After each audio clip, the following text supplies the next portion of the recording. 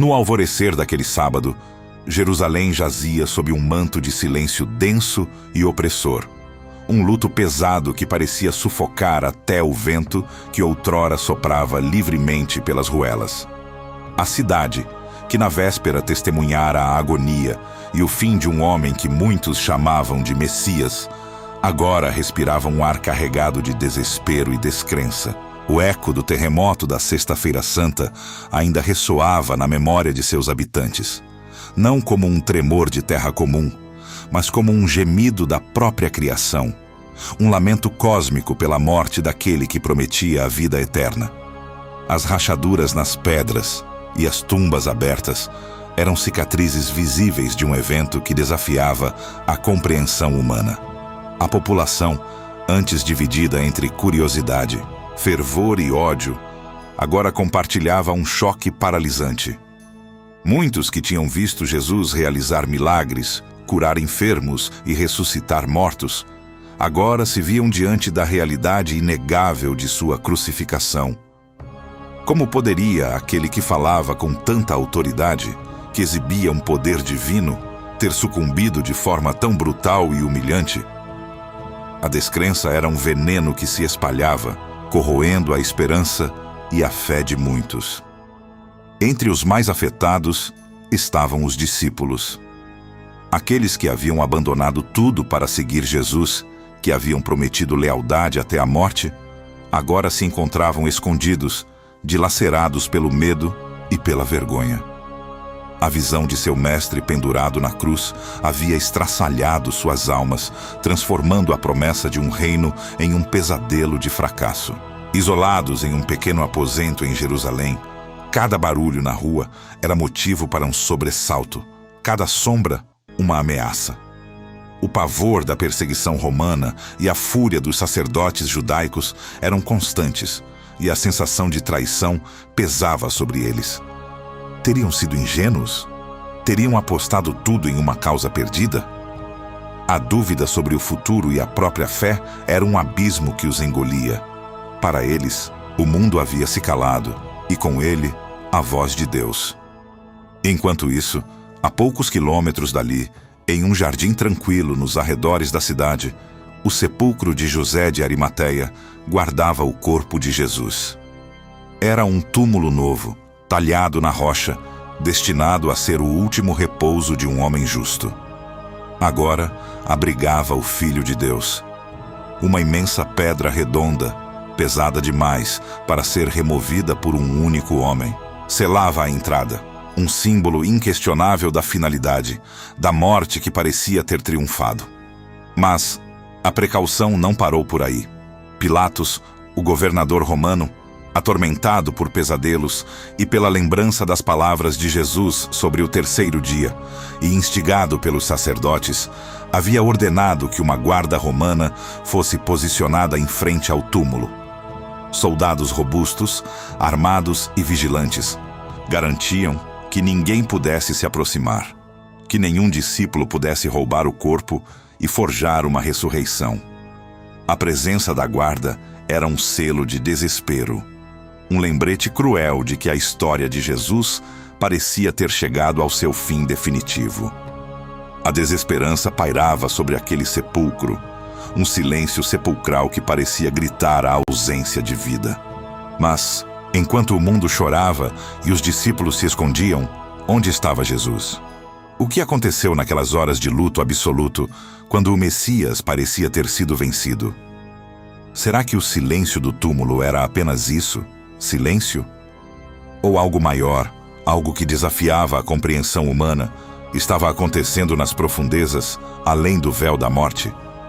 Antes de continuarmos, inscreva-se no canal e diga-nos nos comentários de onde você está assistindo. O silêncio do sábado não era de fato um vazio, mas o prelúdio de um drama cósmico invisível aos olhos humanos. Enquanto o corpo de Jesus jazia no sepulcro de José de Arimateia, a sua alma empreendia uma jornada de profundidade inimaginável, descendo ao reino dos mortos, ao Hades ou Sheol, como os antigos hebreus o chamavam. Não era um lugar de tormento eterno para todos, mas o destino universal das almas após a morte, um lugar de espera e, para muitos, de aprisionamento. A primeira epístola de Pedro, em seu 3º capítulo, versículo 19, ecoa essa verdade ao afirmar que Jesus, sendo vivificado no Espírito, foi e pregou aos espíritos em prisão.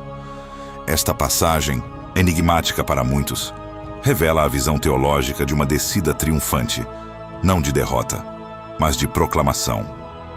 Jesus, o Messias, não estava inativo na morte. Seu espírito, pleno de vida e poder divino, penetrava as profundezas do Sheol, um domínio que as forças demoníacas consideravam seu. Era uma incursão audaciosa, uma violação do território inimigo, uma batalha espiritual que definiria o destino da humanidade. O propósito de sua presença entre os espíritos aprisionados não era de ser julgado, mas de julgar, de proclamar a vitória sobre o pecado que havia acorrentado tantas almas e sobre a própria morte. O ambiente no Hades era de uma escuridão densa, sufocante, mas a chegada de Jesus irrompeu como um relâmpago, iluminando os recantos mais sombrios. As forças demoníacas, que se regozijavam com a aparente vitória na cruz, foram tomadas por um terror visceral. Aquele que eles pensavam ter vencido, o Cordeiro imolado, agora se manifestava em seu território com uma autoridade que nunca haviam presenciado. O confronto não foi de espadas e sangue, mas de luz e trevas, de verdade contra mentira, de vida contra a morte. Jesus, o Redentor, enfrentava as entidades malignas que, por milênios, haviam mantido o domínio sobre as almas dos homens. Cada palavra proferida por ele ressoava com o poder que havia criado o universo, desmantelando as prisões espirituais e quebrando as cadeias do pecado. A proclamação de Jesus não era um pedido, mas uma declaração de soberania. Ele anunciava que a morte e o inferno haviam sido derrotados, que o preço do pecado havia sido pago integralmente. Essa batalha espiritual era o cumprimento da profecia, a garantia de uma redenção completa e definitiva. As trevas, antes tão confiantes em sua vitória, agora se contorciam em agonia, percebendo que sua ilusão de poder estava ruindo. Entre os espíritos ali presentes, havia aqueles que aguardavam. Os justos de todas as eras, desde Adão, que viveram pela fé nas promessas de Deus e que não haviam conhecido a plenitude da salvação até aquele momento. Eles eram os espíritos justos, que com a chegada de Jesus, sentiram uma esperança que nunca antes havia permeado aquele lugar de sombra. Suas almas, antes em uma expectativa resignada, agora vibravam com a antecipação da libertação. A tensão dramática era palpável. De um lado, o desespero das forças demoníacas, vendo seu reinado desmoronar. Do outro, a jubilosa esperança dos justos, testemunhando o cumprimento da promessa. Jesus, motivado por um amor infinito e pela necessidade de cumprir cada detalhe do plano divino, descia ao Hades para garantir que a redenção não fosse apenas para os vivos, mas para todos os que nele creram, antes e depois de sua vinda. As forças demoníacas, por sua vez, lutavam para manter o domínio, para preservar a ilusão de que haviam vencido, que a morte era o fim. Mas na presença do Messias, sua força murchava, seu poder se dissipava. O que as trevas realmente viram quando Jesus entrou em seu domínio? Elas viram o fim de seu reinado, a aniquilação de sua autoridade sobre a morte. Viram não um prisioneiro, mas um conquistador, um rei que, mesmo na morte, exercia um poder inabalável. O Hades, antes um bastião de desespero, tornava-se o palco da maior vitória espiritual de todos os tempos. A implicação era clara. O poder de Jesus transcendia a vida física, estendendo-se até mesmo ao reino da morte. E enquanto essa batalha invisível se desenrolava nas profundezas, no mundo dos vivos, o clímax de toda a história da salvação estava sendo preparado. Apesar de toda a sua demonstração de poder e da aparente vitória na cruz, Pilatos e os sacerdotes não encontravam paz. Uma paranoia corrosiva lhes roía a alma, alimentada não pela certeza, mas pelo pavor de que as palavras de Jesus pudessem se concretizar. Eles se lembravam, com calafrios, das profecias do Messias sobre o terceiro dia, sobre sua ressurreição. Para eles, era uma ameaça absurda, uma blasfêmia, mas a persistência da ideia os perturbava profundamente. A crença popular nos milagres de Jesus era forte, e o temor de que seus seguidores pudessem roubar o corpo para forjar um falso retorno era uma semente perigosa em solo fértil. Impulsionados por esse medo irracional e pela necessidade de controlar a narrativa, Pilatos, instigado pelos sacerdotes, ordenou que o sepulcro fosse selado com o selo romano, um ato que significava que qualquer violação seria punida com a morte e que uma guarda romana fosse postada. A ironia era cruel e profunda. Em sua tentativa desesperada de impedir o inevitável, eles, sem saber, estavam garantindo que a ressurreição fosse inquestionável. Cada medida que tomavam para selar o túmulo e silenciar a verdade apenas servia para autenticar o milagre vindouro. A guarda romana, composta por soldados experientes e leais a Roma, cumpria sua função com a disciplina habitual. Eram homens de guerra, endurecidos por batalhas, acostumados a lidar com rebeliões e insurreições. Para eles, proteger um túmulo era uma tarefa incomum, talvez até um pouco humilhante, mas ordens eram ordens. Não questionavam a paranoia de Pilatos ou as maquinações dos sacerdotes. Seu dever era proteger o local, impedir qualquer acesso e garantir que o corpo de Jesus permanecesse intocado.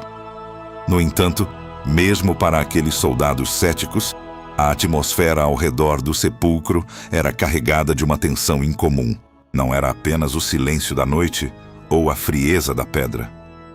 Havia uma expectativa quase palpável no ar, um pressentimento de que algo monumental estava prestes a acontecer. A presença da vigilância humana, por mais robusta e eficiente que fosse, parecia insignificante diante do poder divino que estava em jogo. O contraste entre a insignificância da guarda e a magnitude do evento que se desenrolaria era um testemunho silencioso da onipotência de Deus.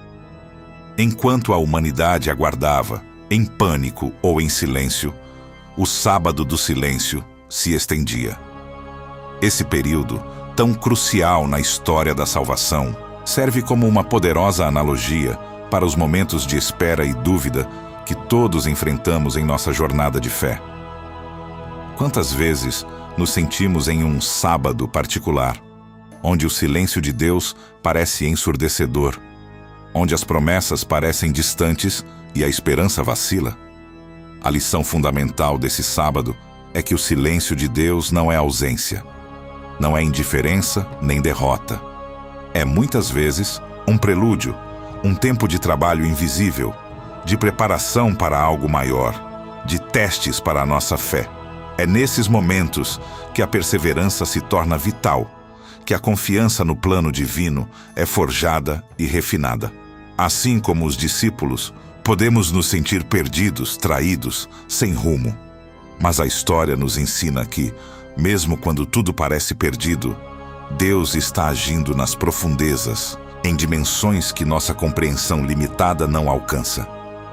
O sábado do silêncio foi a preparação emocional para o domingo que estava por vir.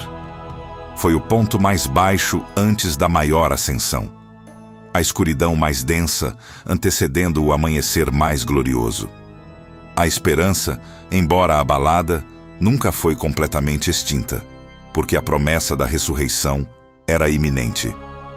A vitória de Jesus sobre a morte, selada naquele domingo de Páscoa, ressoa, através dos séculos, como a mensagem central da fé cristã. Ela nos lembra que, mesmo nos momentos mais sombrios, quando a dor e a desesperança parecem consumir tudo, a esperança persiste. A morte não tem a palavra final.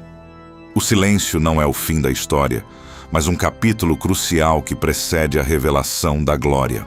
Que o sábado do silêncio nos inspire a confiar, a esperar, a crer que, mesmo quando Deus parece calado, Ele está trabalhando. E que, após cada sábado de nossas vidas, um domingo de renovação e triunfo aguarda, porque o Messias, o Redentor, venceu a morte e nos oferece a plenitude da vida. A maior revelação estava prestes a explodir, mudando para sempre o curso da história humana e a compreensão da vida, da morte e da eternidade.